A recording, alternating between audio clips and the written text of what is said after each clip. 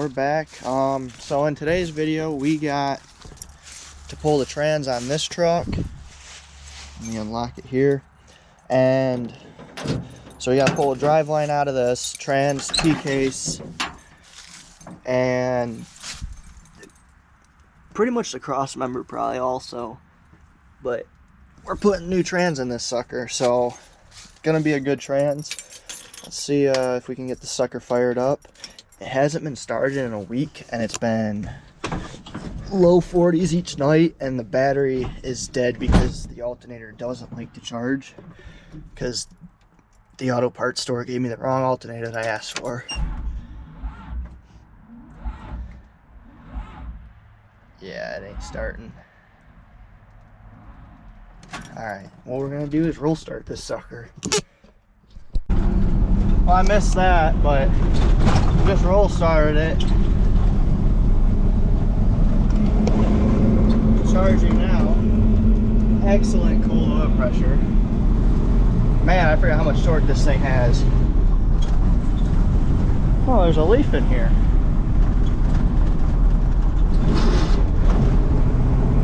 Yeah, so the reason I'm changing this over, this trans is great and all, leaks a little bit. That clutch linkage sucks to disengage and to push on it. So I float gears where I'm not pushing on the clutch.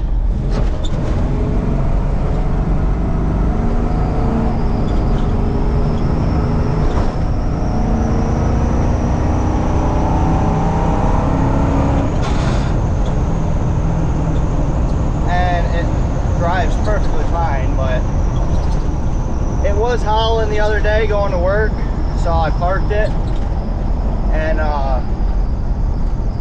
you know, I'm not too worried about it. It's got fluid in it, but one of the bearings is going out and I don't want to risk it, but good thing I'm prepared, and I bought another trans 2 weeks ago, and that one's being built. I'm building that one right now. So that's a turbo 400. We're doing a whole bunch of internal upgrades. Nice, better clutches, manual valve body, manual automatic valve body. And so I'll have a shifter I'll have to make up a stand for. And I'm getting new seats, because these ones, as nice as they are, they're too big for this truck. And like my knees are way up at the steering wheel, and the steering wheel's in my, you know, in my crotch. So, but yeah, so I'll have a nice shifter right about there. But for now, it does good. I drove 20,000 miles from January all the way till, well, the start of November, up north every weekend, and it never had a problem. I didn't, you know, the seats are comfortable, but they are only so comfortable for us. You know, I'm only 5'10", but a lot of the length is in my legs. So let's see if we can spin around here. No one's coming. Well, that person is. I'm sure they're confused. So I don't take out one of these road marker things. But yeah.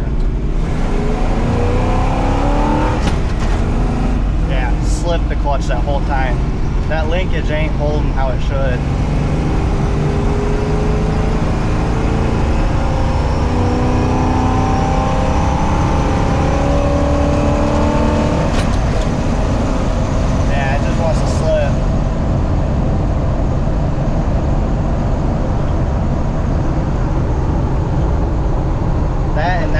Came loose on the motor. When it caught fire, it kind of burned that wire with it. So I want to do some wiring work, get a new trans in, change the seats, because as I said, and then clean up the interior. And I'm thinking if I have the seats out, I might do a carpet, because this one, I mean, it's dirty because I haven't cleaned it in a minute, because last time I was in this truck I was at Silver Lake, so it's got a bunch of dirt, you know, leaves and stuff. I might do a carpet swap too, which would be pretty sweet, but it don't need it like bad because there's no rips. It's just it's stained up. But yeah, so we're gonna get this back in the garage and see how it goes. So I think it's like 4 o'clock on a Saturday. And this whole drive line I can have out by, I don't know, 7, 8 o'clock. So, man, these bumps are bad. But yeah, like I said, I don't shift with my foot. I just float gears. You just gotta know how to do it. So, here we are. Too, when I push the clutch in all the way, I don't know if you can see, but my foot's right at the floor and it doesn't disengage till right there, and it's fully engaged. And if you listen,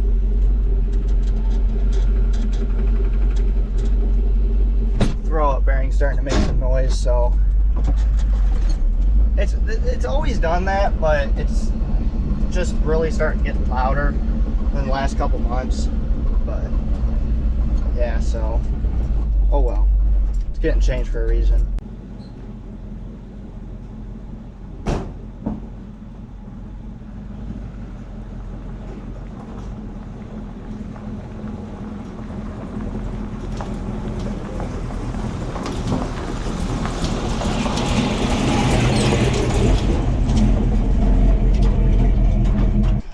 So we got the truck pulled in. Grandpa could still get his truck in. Oh, I forgot to mention, I'm back at my grandpa's house downstate. Like I said, this truck was up north every weekend. You know, driving, I don't know, 2 hours north, 3, 4 hours north at times. So, and then where I'm working and stuff, so it's kind of nice. But yeah, so time to get that sucker out of there, drop everything. Shouldn't have to touch exhaust. I hope I don't, because I don't, it was such a pain in the butt putting in there. But yeah, and then like next thing is rock chips. It doesn't help having mud tires, but yeah, so should be fun. Truck, or under the truck, pull that tonight, get those U-joints out, tape them up so they don't open, housing. And there's the thing we're going for. Big ol' SM465 Muncie. As you can see, it's already loving life on dropping some fluid. So, yeah. That, and it's been leaking a bunch of fluid. You can see on that front drive shaft there. So, yep. Fun times. Oh, I've got the transfer case out of there. Spilled fluid everywhere. Busted a bearing up. Like, look at this. Seal bearing destroyed. There's the race for it. Sitting over here because I want it sitting upright. Smoked the bearing on the input side of it. I think the chain is smoked, because, or at least something is seized, because I can't get it to rotate in 4 low. But so I'm just gonna rebuild this. And so that way, truck will have new transmission. Yeah, I got the drive shaft out. New transmission, freshly rebuilt transfer case, and you know, I might do the pinion seal on that, because I think that one's starting to leak, but it's never been bad enough, or it's just wet from, I don't know. But yeah, so flat out made a mess of everything. As usual, anytime you're working on something. But yeah, there's that bearing again. These are those needle bearings that sit. So this is a seal. Well, was a seal. There's the grommets for it. There's pieces of it, like that's part of it. There's another piece of it. And then that's all the needle bearings. Yeah, you know what I could do is clean these up and put them back in there and slap it back in there. But yeah, so got that out. The T case ain't heavy. It's only probably 60 pounds, 50 pounds, all aluminum case. MP208, so chain drive. But yeah, I didn't think that was that bad. Leaked fluid, always kept a luck on it. But I was spinning. That all sounds fine. But yeah, all them needle bearings are sitting in there, so I bet you I don't remember if this crosses over, if it's sealed off from that, but a bunch of fluid came pouring out of here. So I think the T-case was overfilled, or that was making more pressure than it should if I overfilled it or something, and it came back here and just filled this whole area with fluid and too much, and then it pushed the seal into the bearing, and you know, fun stuff happens. But yeah, so it's crazy. It stinks too. Like, you ever open up a forklift axle hub? That's what it smells like. Probably not as bad, but you know, it's terrible. But it'll be nice. I'm gonna clean the whole underside of this truck because everything under here has been, you know, coated with grease just from years of not being maintained before I have owned this truck. But it's also meant that everything underneath the truck is flat out clean. Like this cross member, just a little bit of rust on it. Oh yeah, and all the sand from Silver Lake that you could imagine. But I'd rather sand, as fine as it can be, I'd rather sand than mud 5 out of 5 days of the week. Yeah, there's another Nita Bailings that dropped. So, yep, fun times. Got the cross member out, sitting over there. Got a block under here. This is my trans jack for today. And these two bolts are out. I didn't ever get the top one in, so I don't have that one on that side. That side I think I do. Got this side to get done, and that's it. So hopefully it'll come out easy. Hopefully nothing goes bad, because this thing is not light. So we'll see. Fully covered in grease. Trans is out. That thing's heavy, as I remember. But yeah, so that's got some new grooves on it. That's not too good. Spines all feel good. Oh, this thing. Well, we now have a multi-piece. This is new. Let me get this in the light first. Yeah, this has to be clean. There's so much sand and oil mix and everything.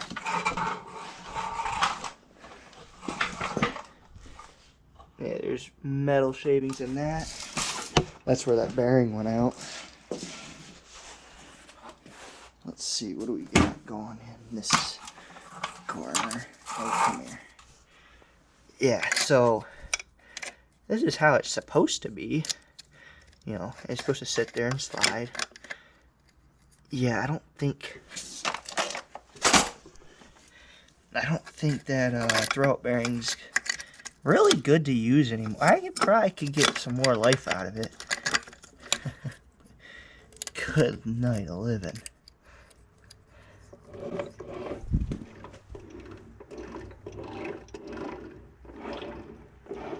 Everything internally sounds good on this. It would need a new input shaft, because them are some, I don't know if they can.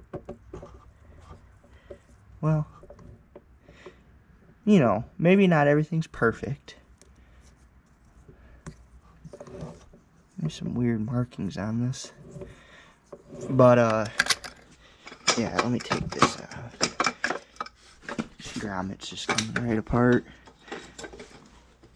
How does that come apart? Come on. There we go.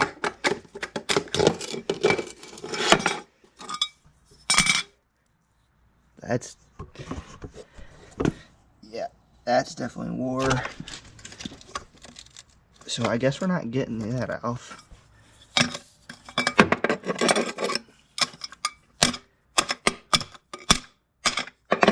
But yeah, I wonder where that, ooh, does that go? So that's all supposed to be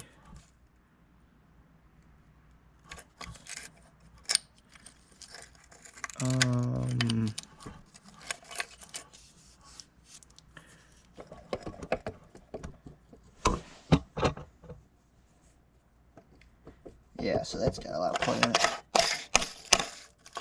I wonder where that grinding noise is coming from. Let me see if I can get some to pry that off, because that sucker's like, oh, it's welded on there, dude. It's so tight. But yeah, there's a mix of oil and clutch material just everywhere in here. Like, even up here, you could see where it was slinging, where the clutch rode, because it rode here to here. Got the backside of the claw hammer on there. You can, I don't know if the camera will pick it up, but there's definitely a ring that's been formed. You know, that's what you want, is your multi-piece bearing, or throwout bearing. Jesus. Oh, there's a groove cut in there. That's wonderful. Wow, I'd love to pull this thing open. You can't really see in there. It doesn't look too bad. But like I said, not good at all.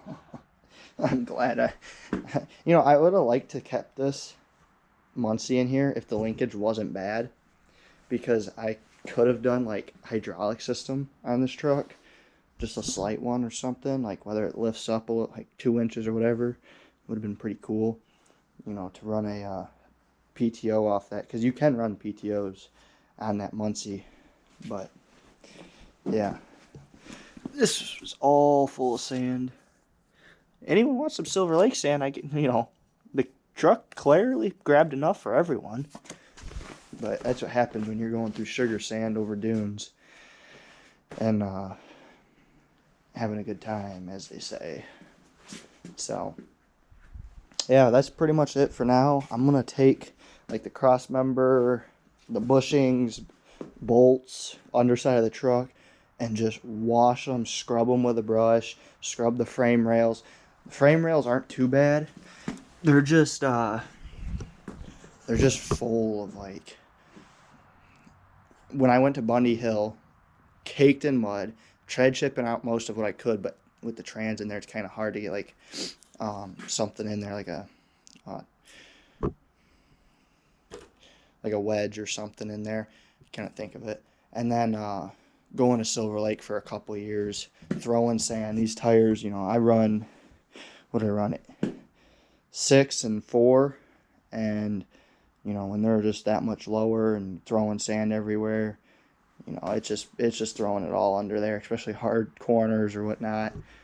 And sugar, you know, when it's sand soft, it's sugar sand.